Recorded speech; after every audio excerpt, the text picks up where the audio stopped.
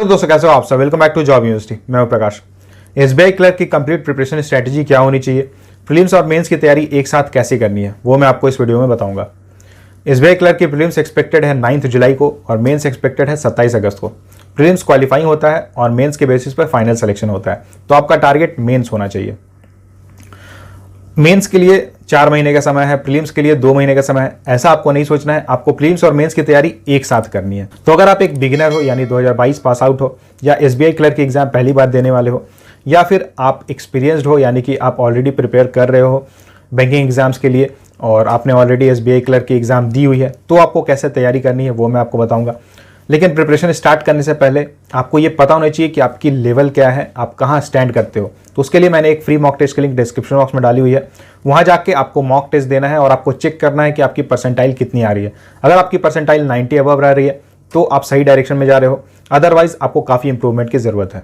तो अगर आप एक बिगिनर हो तो आपको कैसे प्रिपरेशन करना है। सबसे पहले आपको एग्जाम का पैटर्न पता होना चाहिए।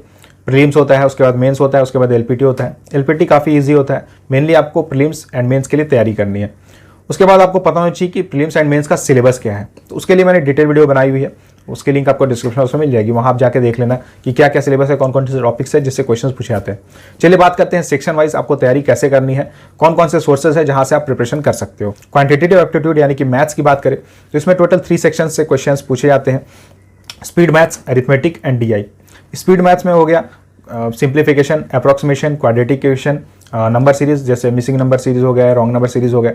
इसके लिए आपको तैयारी कैसे करनी है, देखिए इसमें स्पीड की बहुत ज़्यादा ज़रूरत है, आपकी कैलकुलेशन स्पीड बहुत अच्छी होनी चाहिए। तो कैलकुलेशन स्पीड कैसे इंप्रूव करना है इसके रिगार्डिंग मैंने डिटेल वीडियो बनाई हुई है, वीडियो की लिंक आपको डिस्क्रिप्शन बॉक्स में मिल जाएगी। इसमें मैंने बताया हुआ है कि देखिए आपको क्या करना है स्पीड इंप्रूव करने के लिए। आपको 1 से 30 तक की टेबल पूरी याद होनी चाहिए, 1 से 30 तक के स्क्वायर्स याद होनी चाहिए, 1 से 20 तक के क्यूब्स याद होनी चाहिए। इसी के साथ जो basic percentage to fraction conversion होता है and fraction to percentage conversion होता है, ये आपको पता होना चाहिए, याद होनी चाहिए।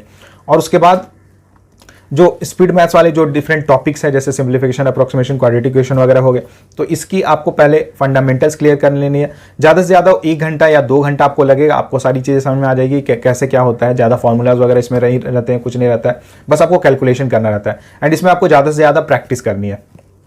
अगर बात करें अरिथमेटिक सेक्शन की, तो अरिथमेटिक सेक्शन में profit and loss, simple interest, compound interest, then ratio proportion हो गया, टाइम डिस्टेंस हो गया, टाइम एंड वर्क हो गया, पार्टनरशिप है, मिक्सचर्स है, तो अलग अलग टॉपिक्स है जिससे क्वेश्चंस पूछे जाते हैं। इसके आपको जो बेसिक है, जो फंडामेंटल्स है, ये आपका क्लियर होना चाहिए। तो उसके लिए आप कोई भी बुक फॉलो कर सकते हो या फिर आप चाहो तो यूट्यूब में जाकर डायरेक्टली आप टॉपिक सर्च करो, profit and loss, compound interest, simple interest, तो आपको वहाँ मिल जाएगा। जो बेसिक क्वेश्चंस वहाँ पे कराया जा रहा है वो आप कर लो और साथ साथ में जो फॉर्मूले हैं वो आपको याद कर लेना है। जितने भी यानी कि जो बेसिक फॉर्मूले हो गए एंड फंडामेंटल्स कॉन्सेप्ट हो गए वो एक बार आपको गेन कर लेना एंड उसके बाद आपको प्रैक्टिस करनी है। इसके बाद बात करते हैं डीआई की, data interpretation and data sufficiency. तो डीआई की बात करें तो अलग अलग टाइप के डीआई पूछे जाते हैं। केसलेट डीआई हो गया, टैबुलर हो गया, पाई चार्ट हो गया। तो पहले आपको ये समझ लेना है कि जो इन्फॉर्मेशन दिया जाता है आपको उसे कैसे आपको समझना है, यानी कि टेबुलर डीआई जो दिया गया है या फिर केसलेट डीआई दिया गया है, इस पे जब आप क्वेश्चन सॉल्व करोगे तो आपको समझ में आने लगेगा कि कैसे इसमें सॉल्व किया जाता है, कैसे आंसर किया जाता है, कैसे डेटा को निकाला जाता है। और दूसरी बात है कि जो डीआई बनता है इसमें मोस्टली अरिथमेटिक के जो डिफरेंट टॉपिक्स रहते हैं जैसे प्रॉफिट एंड लॉस हो गया, कंपाउंड इंटरेस्ट, सिंपल इंटरेस्ट हो गया, रेशियो प्रोपोर्शन हो गया, तो उन सब में कोई किसी एक टॉपिक के बेसिस पे डीआई बनाया जाता है या फिर डीआई आपको देखने को मिलेगा उन मिक्स्ड टॉपिक्स पे, यानी कि अरिथमेटिक के मिक्स्ड टॉपिक्स पे। तो आपको इसके लिए क्या करना है, मैं आपको एक टीचर का नाम बता दे रहा हूँ, अमर सर की यूट्यूब वीडियोस आप जाकर देखो, उन्होंने काफ़ी अच्छे से हर सेक्शन को समझाया हुआ है। बी इट स्पीड मैथ्स का सेक्शन हो गया या फिर अरिथमेटिक का सेक्शन हो गया या फिर डीआई का सेक्शन हो गया, उन्होंने काफ़ी अच्छे तरीके से समझाया हुआ है। और प्रैक्टिस के लिए आपको सेक्शनल टेस्ट देना है और बाकी जो आप मॉक टेस्ट वगैरह दोगे वहाँ से प्रिपरेशन हो जाएगा। यानी कि अलग से प्रिपरेशन के लिए या प्रैक्टिस के लिए आपको अलग से कोई बुक परचेज करने की ज़रूरत नहीं है। ऑनलाइन बहुत सारे मटेरियल्स अवेलेबल रहते हैं, वहाँ से आप प्रैक्टिस कर सकते हो। चलिए बात करते हैं रीजनिंग की। तो रीजनिंग में 2 अलग अलग सेक्शंस है, एक है पजल्स एंड सिटिंग अरेंजमेंट वाला सेक्शन और दूसरा है मिसलेनियस सेक्शन। मिसलेनियस सेक्शन में हो गया सिलॉक्स, then inequality, direction sense, blood relations, then alpha numeric series हो गया। सबसे पहले बात करते हैं पजल्स एंड सिटिंग अरेंजमेंट की। तो देखिए पजल्स एंड सिटिंग अरेंजमेंट वाला सेक्शन ऐसा होता है कि इसमें आपको एक बार समझना होगा कि कॉन्सेप्ट क्या होता है, किस टाइप के अलग अलग पजल्स बनते हैं, किस टाइप के अलग अलग सिटिंग अरेंजमेंट्स बनते हैं, लीनियर अरेंजमेंट क्या होता है, सर्कुलर अरेंजमेंट क्या होता है, किस टाइप के बन सकते हैं, ट्रायंगुलर अरेंजमेंट क्या होता है। तो इसके लिए मैं आपको रिकमेंड करूंगा यूट्यूब में अंकुश लांबा सर की वीडियोस आप देख सकते हो। उन्होंने बहुत अच्छे तरीके से पूरा पजल्स एंड सेटिंग एलिमेंट वाला सेक्शन कराया हुआ है, तो वहाँ से आप उनकी वीडियोस देख लेना यूट्यूब से। और प्रैक्टिस कैसे करना है, तो प्रैक्टिस के लिए बहुत सारे ऑनलाइन आपको मटेरियल्स मिल जाएंगे, और बाकी जो उन्होंने क्वेश्चंस कराए हैं वो आप कर लेना। देखिए पजल्स में ये होगा ना कि स्टार्टिंग में जब आप सॉल्व करोगे, सेटिंग एलिमेंट में जब स्टार्टिंग में आप सॉल्व करोगे, तो हो सकता है आपको 10 मिनट लग जाए एक क्वेश्चन को सॉल्व करने, पजल को सॉल्व करने में 15 मिनट भी लग सकते हैं, 20 मिनट भी लग सकते हैं। लेकिन जैसे जैसे आप प्रैक्टिस करने लगोगे आपकी स्पीड डिक्रीज होने लगेगी, स्पीड इंक्रीज होगी एंड टाइम डिक्रीज होने लगेगा। यानी कि जहाँ पे आपको हो सकता है 10 मिनट 15 मिनट लगता था, वहीं आपको एक पजल सॉल्व करने में 2 से 3 मिनट लगने लगेगा। तो बस यहाँ प्रैक्टिस ज़्यादा इंपॉर्टेंट है। उसके बाद बात करें मिसलेनियस सेक्शन की, यानी कि ये जो सिलॉक्स एंड इनइक्वालिटी वाला जो सेक्शन है, ये सब जो टॉपिक्स हैं, तो इसमें पहले आपको बेसिक कॉन्सेप्ट्स जो है, फंडामेंटल्स है, ये आपको पहले समझ लेना है। इसके लिए कोई बुक मैं रिकमेंड नहीं करूंगा, आप डायरेक्टली यूट्यूब पे जाओ, वहाँ पे आप डायरेक्टली सर्च करो, टॉपिक वाइज आप देख लो सिलॉक्स की क्या कॉन्सेप्ट है, आप डायरेक्टली सर्च कर सकते हो। इनइक्वालिटी उसमें जो कॉन्सेप्ट रहेंगे वो आप एक बार आपको समझ में आ गया, उसके बाद बस आपको यहाँ प्रैक्टिस करनी है। प्रैक्टिस करने के लिए अगेन जो आप टॉपिक वाइज टेस्ट दोगे, आप जो सेक्शनल टेस्ट दोगे, वहाँ से आपकी प्रैक्टिस हो जाएगी। बाकी मॉक टेस्ट वगैरह आप दोगे तो वहाँ से आपकी पूरी प्रैक्टिस हो जाएगी। तो बस यहाँ प्रैक्टिस करने की जरूरत है। क्वांट का सेक्शन ऐसा होता है एंड रीजनिंग का सेक्शन ऐसा होता है जिसमें आपको मैक्सिमम प्रैक्टिस की जरूरत है। अब बात करते हैं इंग्लिश सेक्शन की। तो इंग्लिश सेक्शन में मेनली 3 चीज़ें हैं, reading comprehension, grammar and vocabulary.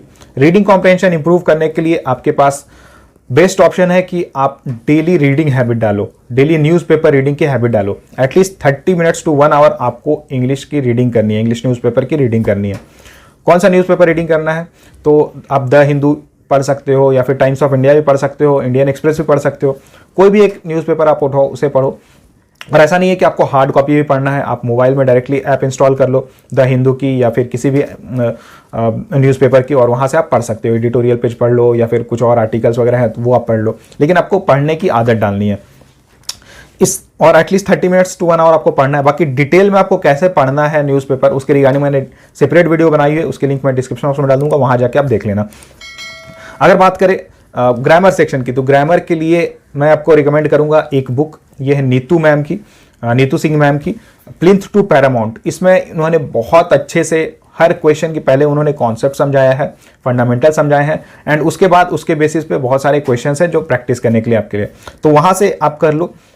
और अगर आपको लगता है कि आपको और ज़्यादा इंप्रूवमेंट की ज़रूरत है इंग्लिश में, तो यूट्यूब में निमिषा बंसल मैम की वीडियोज़ आप जाकर देख सकते हो, उन्होंने भी काफ़ी अच्छे तरीके से सारी चीज़ कवर की हुई है। अगर बात करें वोकैबुलरी की, तो वोकैबुलरी के लिए आपको सेपरेट कुछ नहीं करना होगा। जो आप इंग्लिश न्यूज़पेपर की रीडिंग करोगे डेली, तो उसमें जो भी आपको नए वर्ड्स मिलते हैं उसकी आप मीनिंग लिख लो, साथ में आप सिनोनिम्स, एंटोनिम्स एंड लिख लो, एंड उससे एक सेंटेंस बना लो, और फिर आपको रिवाइज करना है। इससे आपका वोकैब सेक्शन भी हो जाएगा। और यहाँ भी आपको टॉपिक वाइज टेस्ट देना है एंड सेक्शनल टेस्ट जरूर देना है। इंग्लिश में अगर आपकी इंग्लिश वीक है तो आपको इंग्लिश के ऊपर ज़्यादा वर्क करना होगा। नेक्स्ट सेक्शन है general awareness and financial awareness section.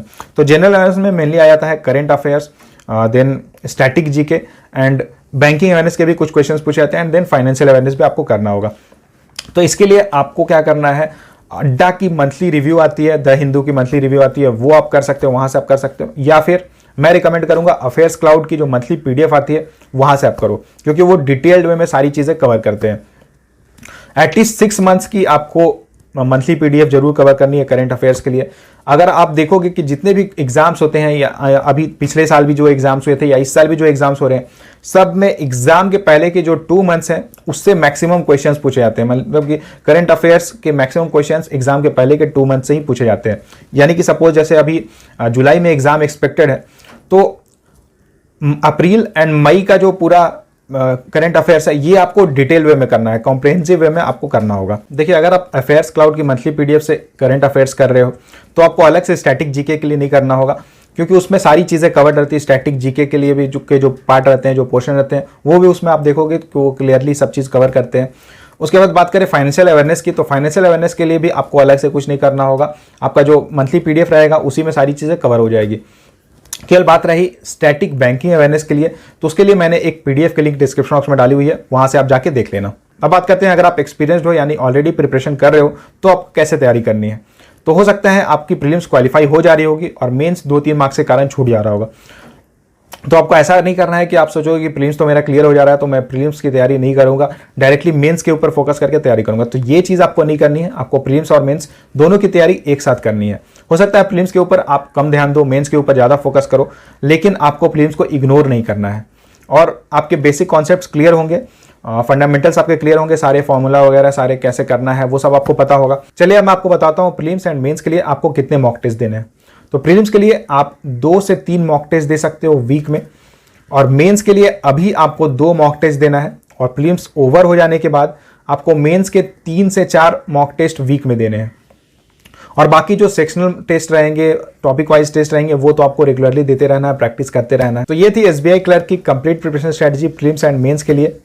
आप कमेंट करके बताना कि आप 2022 में पहली बार एसबीआई क्लर्क के एग्जाम देने वाले हो या फिर आपने ऑलरेडी एग्जाम दिया हुआ है। और वीडियो को लाइक ज़रूर करना, आपके जो भी फ्रेंड्स एसबीआई क्लर्क की प्रिपरेशन कर रहे हैं उनके साथ शेयर जरूर कर देना। अगर आप चैनल पर नए हो तो चैनल को सब्सक्राइब जरूर कर लेना। और अगर आपकी कोई भी क्वेरी रहती है एसबीआई क्लर्क से रिलेटेड तो आप यहाँ कमेंट करके पूछ सकते हो। Thank you.